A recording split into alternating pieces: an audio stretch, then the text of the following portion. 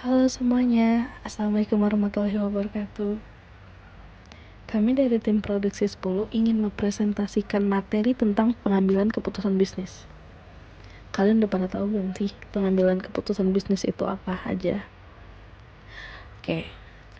Keputusan merupakan kesimpulan terbaik yang diperoleh setelah mengevaluasi berbagai alternatif. Di dalam arti tersebut, terkandung unsur situasi dasar, peluang muncul situasi dasar, dan juga aktivitas pencapaian keputusan.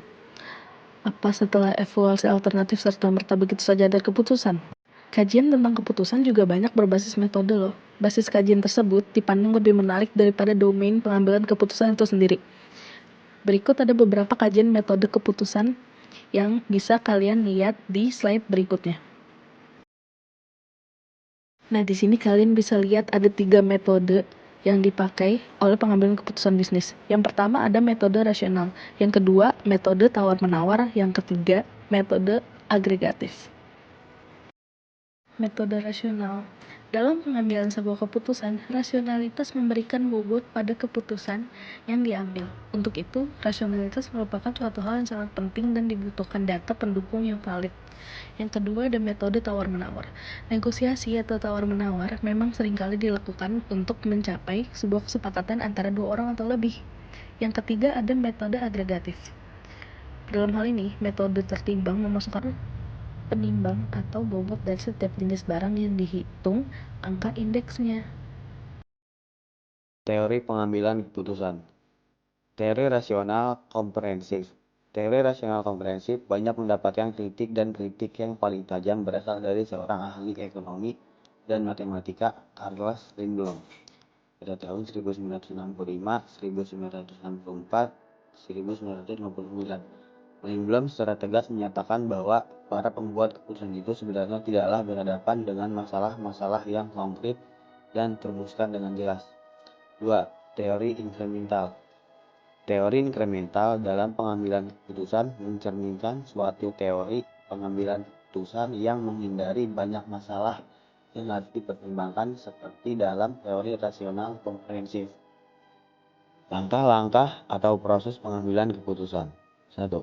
Proses identifikasi atau perumusan persoalan keputusan. Identifikasi masalah dapat dilakukan dengan berbagai cara. Penggunaan 7 tools dalam manajemen biasanya dapat membantu proses identifikasi ini. 2. Penetapan parameter dan variabel yang merupakan bagian dari sebuah persoalan keputusan. Biasanya pemecahan masalah yang menggunakan model matematika sangat memerlukan adanya variabel yang terukur. 3. Penetapan alternatif pemecahan persoalan.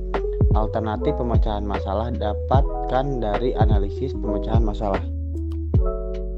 Nah, untuk yang keempat, penetapan kriteria pemilihan alternatif untuk mendapatkan alternatif yang terbaik. Biasanya, kriteria pemilihan ini didasarkan pada payoff atau hasil dari keputusan. Dan untuk yang kelimanya, pelaksanaan keputusan dan evaluasi hasilnya.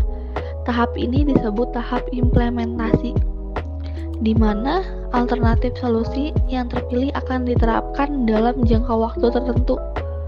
Dan setelah itu akan dievaluasi hasilnya berdasarkan peningkatan atau penurunan payoff atau hasil.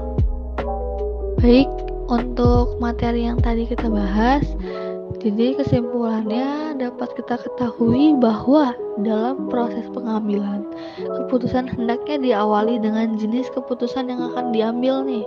Setelah kita mengetahui jenisnya, barulah kita tentukan langkah pengambilan keputusannya yang meliputi proses identifikasi, penetapan parameter, alternatif, kriteria, serta mengevaluasi hasilnya atau disebut tahap implementasi.